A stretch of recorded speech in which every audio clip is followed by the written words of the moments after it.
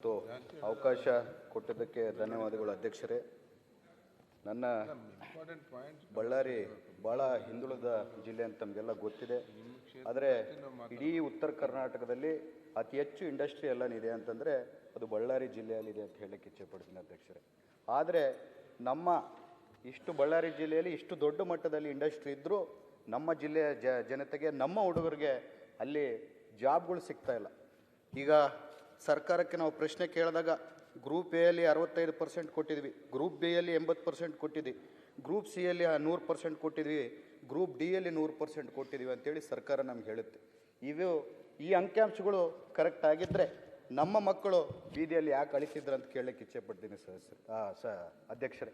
ನಮ್ಮ ಮಕ್ಕಳು ಬೆಂಗಳೂರು ಇನ್ನೊಂದು ಕಡೆ ಹೋದಾಗ ಅಲ್ಲಿ ಎಲ್ಲನ ಸಿಗ್ನಲ್ ಲೈಟಲ್ಲಿ ನಿಂತಾಗ ನಮ್ಮ ಬಳ್ಳಾರಿ ಜನತೆನೋ ಕೊಪ್ಪಳ ಜನತೆನೋ ಬಂದು ಅಣ್ಣ ನಾನು ನಿಮ್ಮ ಜಿಲ್ಲೆಗೆ ಸೇರಿದನಂತ ಮಾತಾಡಿದಾಗ ನಮಗೆ ಕಣ್ಣಲ್ಲಿ ನೀರು ಬರುತ್ತೆ ಅಧ್ಯಕ್ಷರೇ. ಯಾಕಂದರೆ ನಮ್ಮ ಮಕ್ಕಳು ಎಲ್ಲೋ ಬಳ್ಳಾರಿಯಲ್ಲಿ ಇಷ್ಟು ಇಂಡಸ್ಟ್ರಿ ಇದ್ದರೂ ಅಲ್ಲಿ ಅವಕಾಶ ವಂಚಿತರಾಗಿ ನಮ್ಮ ಮಕ್ಕಳಲ್ಲಿ ಬೆಂಗಳೂರಲ್ಲೋ ಇನ್ನೊಂದು ಕಡೆನೋ ಡೆಲಿವರಿ ಬಾಯ್ನೋ ಇನ್ನೊಂದು ರೀತಿಯಲ್ಲಿ ಕೆಲಸ ಮಾಡಬೇಕಲ್ಲ ಅಂತೇಳಿ ನಮಗೆ ನೋವಾಗುತ್ತೆ, ನಮಗೆ ನಾಚೆ ಆಗುತ್ತೆ ಅಧ್ಯಕ್ಷರೇ. ಯಾಕಂದರೆ ನಾವು ಅಲ್ಲಿನ ಪ್ರತಿನಿಧಿಗಳಾಗಿ ಫ್ಯಾಕ್ಟ್ರಿಗಳು ಅಷ್ಟು ದೊಡ್ಡ ಮಟ್ಟದಲ್ಲಿ ಇದ್ದರು, ಫ್ಯಾಕ್ಟ್ರಿಗಳು ಇವತ್ತು ಯಾವ ರೀತಿಯಲ್ಲಿ ಇಂಡಸ್ಟ್ರೀಸ್ ಅವರು ಯಾವ ರೀತಿಯಲ್ಲಿ ಮೋಸ ಮಾಡ್ತಿದ್ದಾರೆ ಅಂತಂದರೆ, ನಿಮ್ಮ ಸರ್ಕಾರ ಏನು ಸರೋಜಿನಿ ಮಹಿಷಿ ವರದಿ ಪ್ರಕಾರನೇ ನಾವು ಉದ್ಯೋಗ ಕೊಡ್ತಿದ್ದೀವಿ, ಲೋಕಲೇಟ್ಸ್ಗೆ ನಮ್ಮ ಕನ್ನಡಿಗರಿಗೆ ಕೊಡ್ತಿದ್ದೀವಿ ಅಂತ ಹೇಳೋಕ್ಕೆ 1,000 ಜನ ಎಂಪ್ಲಾಯ್ಮೆಂಟ್ ರಿಕ್ವೈರ್ಮೆಂಟ್ ಇದ್ದರೆ ಅದರಲ್ಲಿ 100 ಮಾತ್ರ ನೇರ ನೇಮಕಾತಿ ಮಾಡ್ತಾರೆ. ಇನ್ನೊಂದು 900 ಅವರು ಬೇರೆ ಗುತ್ತಿಗೆದಾರರ ಮೂಲಕ ಕಾಂಟ್ರಾಕ್ಟ್ ಮೂಲಕ ತಗೊಂಡಾಗ ಈ ವರದಿ ಇದರಲ್ಲಿ ಚೌಕಟ್ಟಲ್ಲಿ ಬರಲ್ಲ ಅಂಥೇಳಿ ನಮ್ಮ ಕನ್ನಡಿಗರಿಗೆ, ನಮ್ಮ ಮಕ್ಕಳಿಗೆ ಮೋಸ ಆಗ್ತಿದೆ. ಯಾಕಂದರೆ ಈ ಜಲ ನಮ್ಮದು, ಈ ನೆಲ ನಮ್ಮದು, ಆದರೆ ನಮ್ಮ ಮಕ್ಕಳಿಗೆ ಮೋಸ ಆಗ್ತಿದೆ. ಧೂಳು ತಿನ್ನೋರು ನಾವು, ಬೇರೆ ರಾಜ್ಯದಿಂದ ಬಂದವರು ಅಲ್ಲಿ ಕುರ್ಚಿ ಮೇಲೆ ಕೂತು ರಾಜ್ಯ ಆಳ್ತಿದ್ದಾರೆ ಅಂತ ಹೇಳಕ್ಕೆ ಇಚ್ಛೆಪಡ್ತೀನಿ ಸಭಾಧ್ಯಕ್ಷರೇ.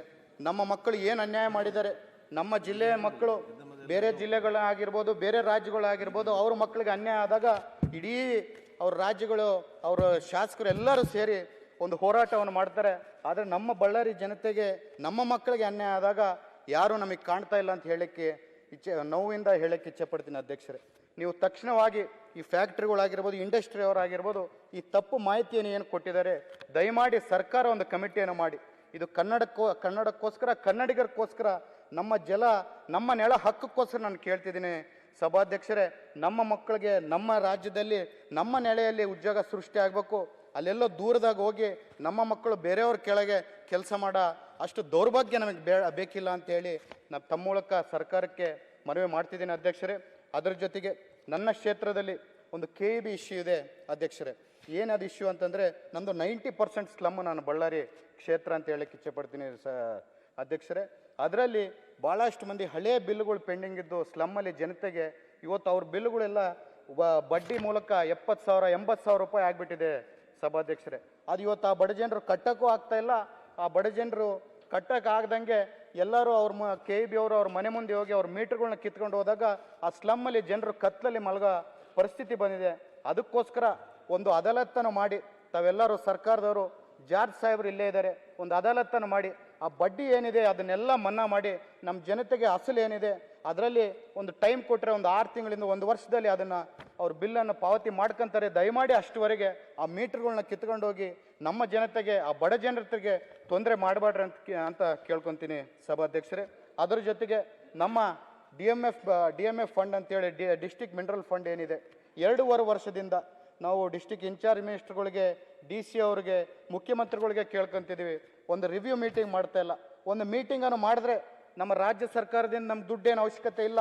ನಮ್ಮ ಜಿಲ್ಲೆಯಿಂದ, ನಮ್ಮ ಖನಿಜದಿಂದ ನಮಗೆ ಉತ್ಪತ್ತಿ ಆದಂಥ ದುಡ್ಡಲ್ಲಿ ಪ್ರತಿ ಕ್ಷೇತ್ರಕ್ಕೆ, ಬಳ್ಳಾರಿ ನಗರಕ್ಕೆ ಒಂದು 200 ಕೋಟಿ, ಬಳ್ಳಾರಿ ಗ್ರಾಮೀಣಕ್ಕೆ ಒಂದು 200 ಕೋಟಿ, ಕಂಪ್ಲಿಗೆ ಒಂದು 200 ಕೋಟಿ, ಇಡೀ ಜಿಲ್ಲೆದೆ ಪ್ರತಿಯೊಂದು ಕಾನ್ಸ್ಟಿಟ್ಯೂನ್ಸಿಗೆ ಒಂದು 200 ಕೋಟಿ ಅನುದಾನ ಬರುತ್ತೆ. ನಮ್ಮ ಹತ್ರ ಅನುದಾನ ಇದ್ದರೂ ಅದನ್ನು ಮುಂದೆ ತಗೊಂಡೋಗಿ, ಯಾಕಂದರೆ ನಾವು ಉತ್ತರ ಕರ್ನಾಟಕದವರು, ನಮ್ಮ ಪರವಾಗಿ ಮಾತಾಡೋರು ಯಾರಿಲ್ಲ. ಅದೇ ಈ ಅನ್ಯಾಯ ಮೈಸೂರು ಬೆಂಗಳೂರಿಗೂ ನಡೆದಿದ್ದರೆ ಇಡೀ ಸದನದಲ್ಲಿ ದೊಡ್ಡ ಗದ್ದಲ ಆಗ್ತಿತ್ತು. ಆದರೆ ನಮ್ಮ ಉತ್ತರ ಕರ್ನಾಟಕದವರು, ಹಿಂದುಳಿದವರು, ಇವ್ರು ಯಾವತ್ತೂ ಏನು ಮಾತಾಡೋಕ್ಕಾಗಲ್ಲ. ಇವ್ರಿಗೆ ಎಷ್ಟು ನಾವು ಕೆಲಸ ಮಾಡಿಲ್ಲ ಅಂದರೂ ಇವರು ಸುಮ್ಮನೆ ಕೂಡ್ತಾರೆ ಅಂತೇಳಿ ಏನು ನಾವು ಬೇರೆ ಮಳತಾಯಿ ಧೋರಣೆಯನ್ನು ಉತ್ತರ ಕರ್ನಾಟಕಕ್ಕೆ ತೋರಿಸ್ತಿದ್ರಿ. ದಯಮಾಡಿ ಇದನ್ನು ನ್ಯಾಯಕ್ಕೆ ಕೊಡಿಸ್ಬೇಕು. ನಮ್ಮ ಫಂಡನ್ನು ನಾವು ಉಪಯೋಗ ಮಾಡ್ಕೊಳಕ್ಕೆ ದಯಮಾಡಿ ಆದಷ್ಟು ಬೇಗ ಒಂದು ಮೀಟಿಂಗನ್ನು ಮಾಡ್ಬೇಕಂತ ಹೇಳ್ತಾ ನಾನು 2 ಮಾತನ್ನು ಮುಗಿಸ್ತಿದ್ದೀನಿ. ಸರಿ, ಕೃಷ್ಣ ನಾಯಕ್. ನ್ಯೂಸ್ ಫಸ್ಟ್ ನಿರ್ಭೀತಿಯಿಂದ ನಿಮ್ಮ ಪರವಾಗಿ.